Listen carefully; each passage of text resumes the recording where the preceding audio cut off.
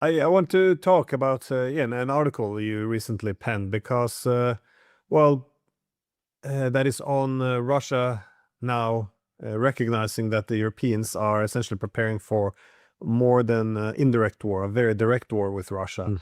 Again, I think this has been a long time coming for more than 12 years now. We see NATO using Ukraine as an instrument to weaken Russia as a strategic rival. Again, we've heard enough comments from top American officials to verify this. And we know that in 2014, of course, the NATO-backed coup was framed as a democratic revolution. But what they really did was build a huge Ukrainian proxy army while sabotaging the Minsk peace agreement. And since 2022, I think all of this has continued. All paths to peace have been blocked by NATO countries, while at the same time announcing that weapons are the path to peace. So incrementally as well, NATO's involvement has escalated, especially when things are going bad for Ukraine. And now we see NATO weapons being used, the NATO intelligence, NATO targeting. The weapons are guided at long range, at least, by NATO satellites, and even NATO contractors pulling the trigger. So, and well, we can say furthermore, unless we are to believe that the drones that attacked St. Petersburg from the Baltic Sea did not transit through airspace or even originate in NATO territory, then then we can say that well, these attacks are now also coming from NATO, Mhm. at least using their territory. So something appears to be changing in Moscow.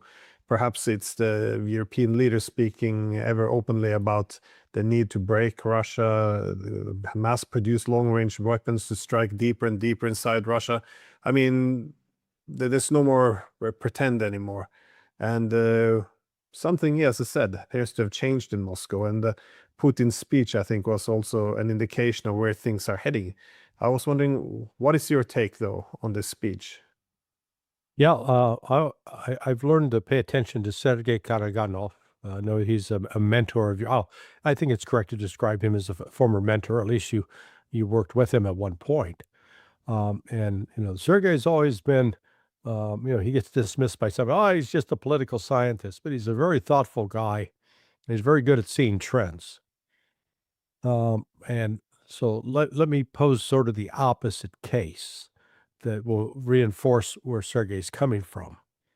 If the Sinaloa cartel was being supplied with drones and missiles by China and Russia, and as well as the intelligence for hitting coordinates inside the United States, and they were able to launch attacks all along the southern border of the United States and going deep into Texas and into Arizona, New Mexico, the United States would view that as an act of war and would retaliate accordingly.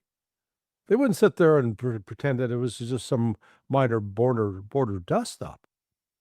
Well, that's exactly now what's happening with Russia, and I think that we can see that.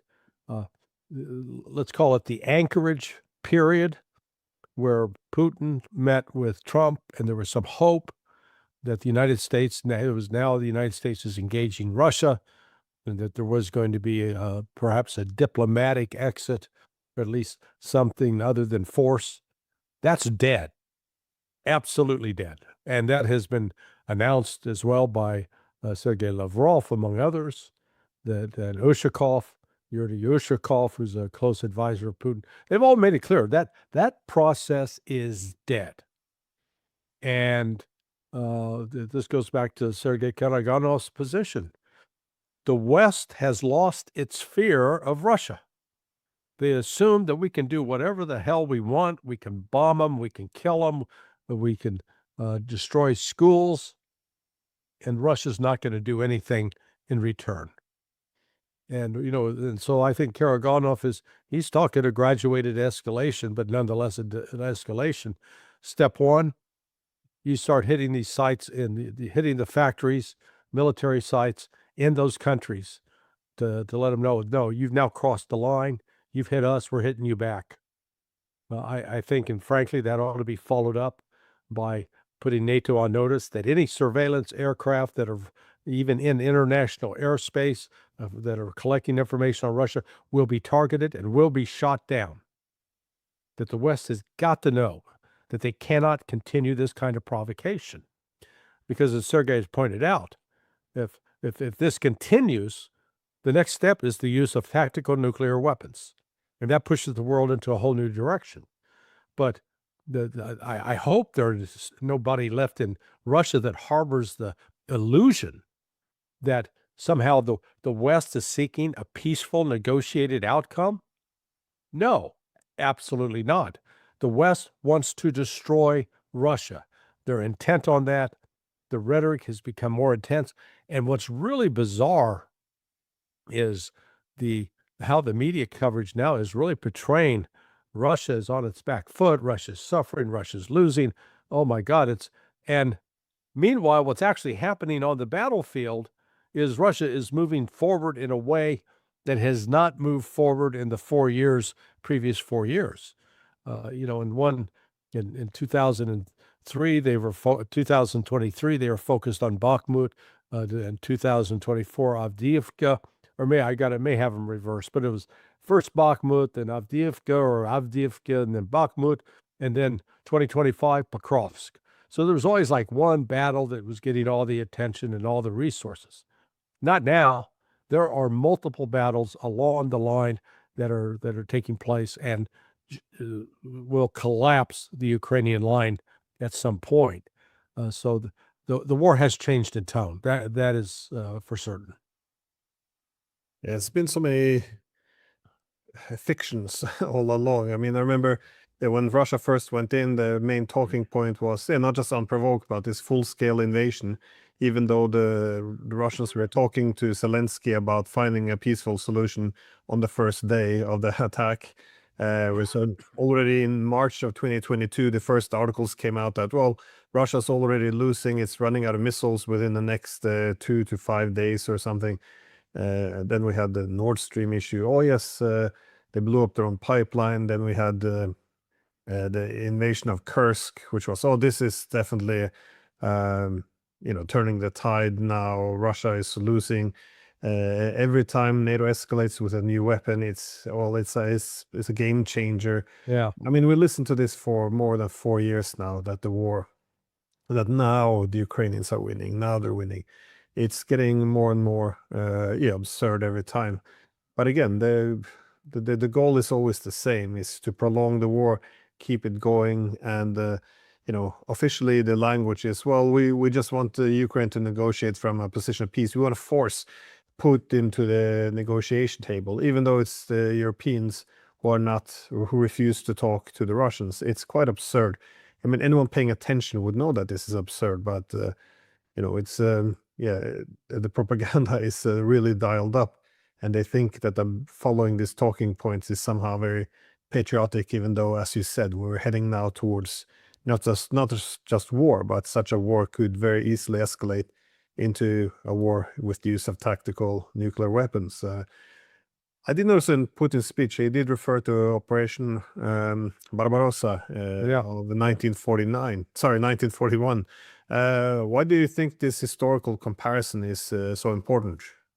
Well, the point Putin was making, and so he did. This was an address on Tuesday, the 23rd, the day after the, I guess the 84th anniversary or 85th anniversary of the invasion of the Soviet Union by Russia, and he was addressing the cadets, graduates of military and intelligence and police institutions, and in making that, he was noting that right now Russia is the West is making no attempts to hide its intent to go to war with Russia. They're not. I mean, they're openly talking about that within 2 to 3 years we're going to attack Russia, and Putin's point was just very simple.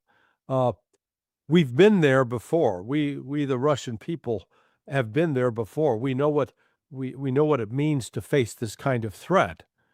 And while the Soviet Union was not prepared to repel that invasion in 1941, the message I took from Putin was, we're more than prepared.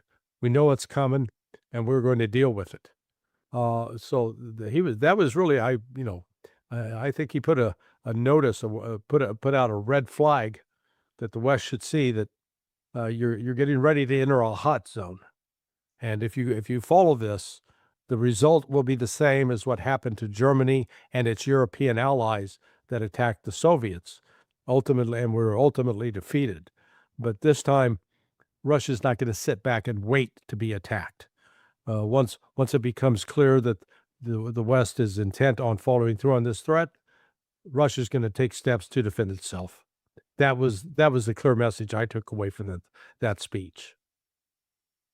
Yeah, this is an important part, though. That is, if Russia thinks it's going to be attacked, it will not wait for the opponent to attack. I think something like this was mentioned in one of the biographies of Putin as well. That is, he learned early on, if you know a fight is unavoidable, make sure you throw the first punch. I would argue that this is one of the reasons as well. Why? Well, not one of them, but the main reason why they invaded in February of 2022. Indeed. Exactly. I agree. Because in November of 2021, the US and Ukraine, they signed this charter on strategic partnership. And at that point, one of the top advisors to the former French president made the point that this signing of this charter made it convince the Russians that they would either have to attack or be attacked. So this is really, the straw that broke the camel's back. And why would they wait for an attack on Crimea or Donbass?